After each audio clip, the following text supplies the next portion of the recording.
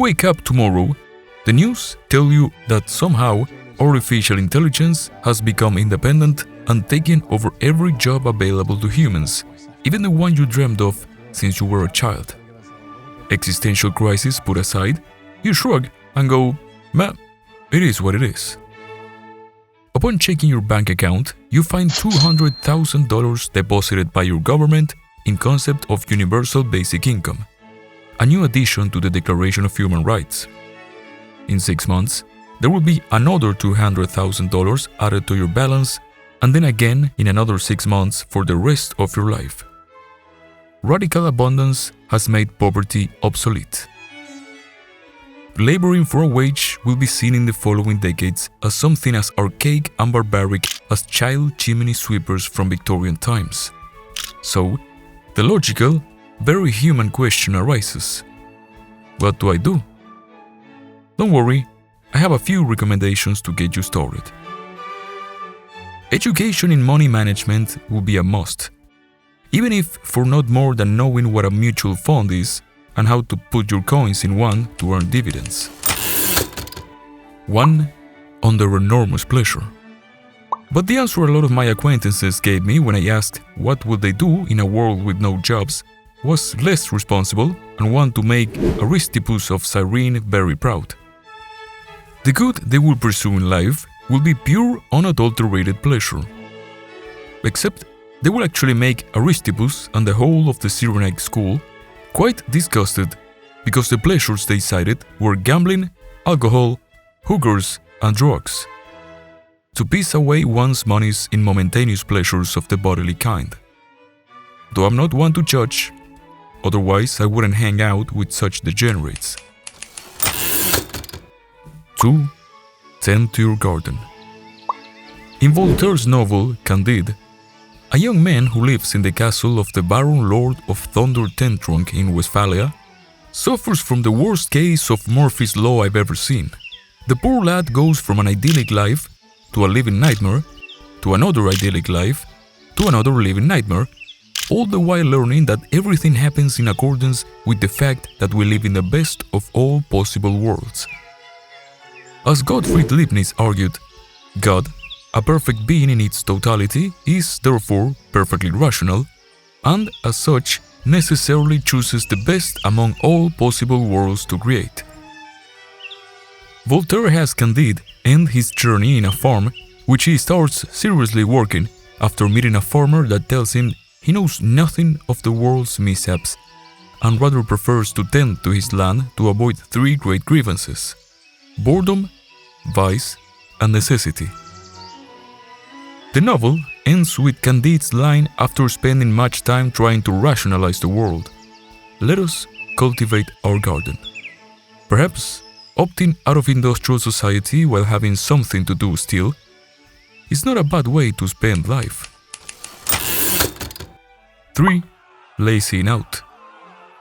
After the military dictatorship of the late 70s, early 80s in my country, plus the excess characteristic of the times, there sprung around a culture of what I will translate as lazying out. Small gangs will form in street corners of any given neighborhood, usually close to a drugstore, and would just at first hang out, drink beer, smoke joints, and play some football. The aimless cruising turned to boredom, and boredom turned to hard drugs, and hard drugs turned to criminal activity, selling the stuff, forming bigger gangs, and getting into turf wars that often resulted in severe injury and sometimes death. Most of the guys from that era my dad knows are either dead or in prison or deal with hepatitis or HIV.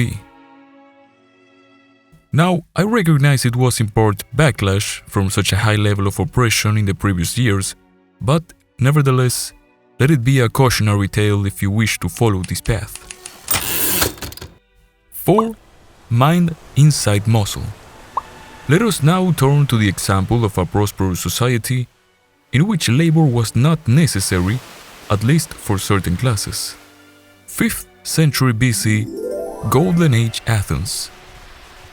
Ancient Athenians had a particular way of living under circumstances of huge prosperity brought about by victory in the Persian War during the times of Pericles. Their education was not veered towards being a proper employee or employer who will go to school in order to get a job, in order to earn money, in order to pay taxes. Their education was veered towards being a competent citizen who would directly participate in war and politics, in the battlefield and the assembly. Hence, they needed to cultivate the two dimensions of man, body and mind. To cultivate their mind, they studied Homer and Hesiod and learned rhetoric under the great sophists such as Gorgias and Protagoras, and ethics under Socrates. To cultivate their bodies, they made use of the services of masters of gymnastics. They embodied, as we should now, what later the Roman poet Juvenal would coin as mens sana in corpore sano. 5. A low new world. Maybe you possess a desire for thrill and action and for more than the universal basic income provides. Universal basic income doesn't strike everybody in equal conditions. Inequality still exists. To that, add financial irresponsibility and addiction that prompts the need for money beyond what your new human right allows for. Loan sharking and robbing will be activities right there for the doing. Again, I'm not one to judge. 6. A child at play. Remember being a kid? Why did you do stuff? Why did you invent worlds to inhabit and characters to play? Why did you make friends? Any reason you can find will not be of the purely instrumentalistic type. Sure, you did things to entertain yourself or to get joy from it, but these are not hard practical purposes. In such circumstances, playing and gaming of all kinds can provide a sense of being and doing in place of a job. Everything from chess to virtual reality to methods of gaming we have developed in theory but not in practice will ally with the human needs for competition and interaction to foster, in a sense, a return to childhood. 7. You're the best around. In the same vein, and taking into consideration as well the route of physical development, sports of all kinds and skill levels, combined with the new and available free time and the already mentioned human needs, give rise to people that can dedicate themselves to being the best at their preferred sport, thus avoiding a lack of direction in life. 8. Wanderlust. Traveling could not just be a means to an end, for example, simply getting somewhere, but an end in itself, as some have been choosing for a while now. As a citizen of your land, you are entitled to walk on it. Why would it be different when it comes to your planet? 9. Humanitas. As I said before, school has become a way of acquiring a paper that allows you to have a job, make money and pay taxes. But it need not be that way, and certainly not in this context. My passion lies in literature, philosophy and history, because I consider them mankind's emotions and feelings, thought and interpretation, and memory and actions in time respectively.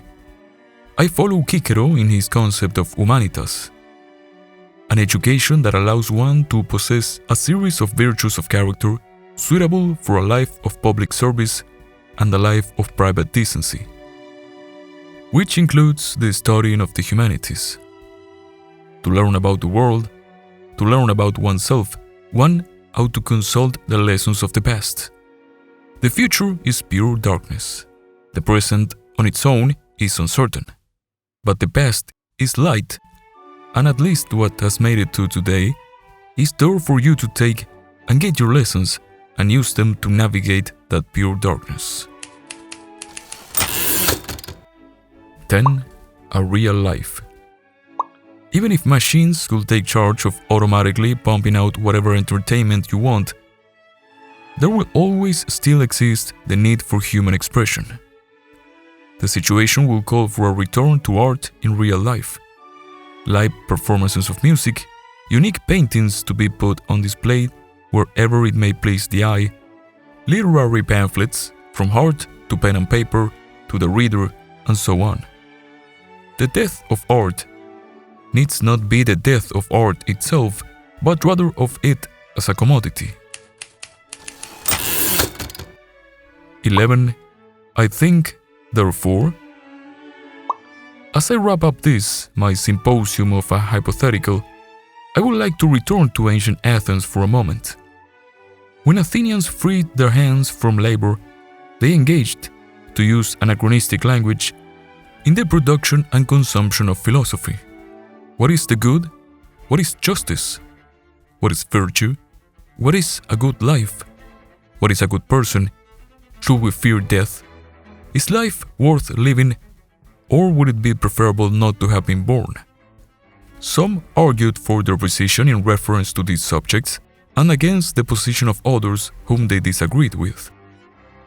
Who should decide what we think of ourselves and the universe and the relationship between the two, if not us? And at last comes my prediction. I don't think the truth lies in extremes in any case. Nobody has the truth when it comes to the future, but especially not doomers nor naive optimists. The truth lies somewhere in the misty middle. Man-machine collaboration has been a constant since the invention of the wheel. Why should it stop when it is clear that technology develops and also that human nature is to want to do? This is why I think we will turn from a labor-based society to a research-based society. When it comes to unraveling the mysteries of the universe, it's our curiosity at the vanguard. Even if we programmed it into the system, it will still be our questions, our concerns, our inquiries. I reckon it would not be an easy transition. We should untangle and reorganize the relation we have built between meaning, dignity, value of free effort, and work. But that's a philosophical activity for another time. By the way the system works and the way it's been advertised, it doesn't seem that there will be such a future. After all, as Bob Black wrote in quoting John Stuart Mill, all the labor-saving inventions ever devised haven't saved a moment's labor. But if it does, then at least I want to feel like I helped you and myself to step in the right direction to avoid existential vacuum. There remains then to ask but one question. What would you do?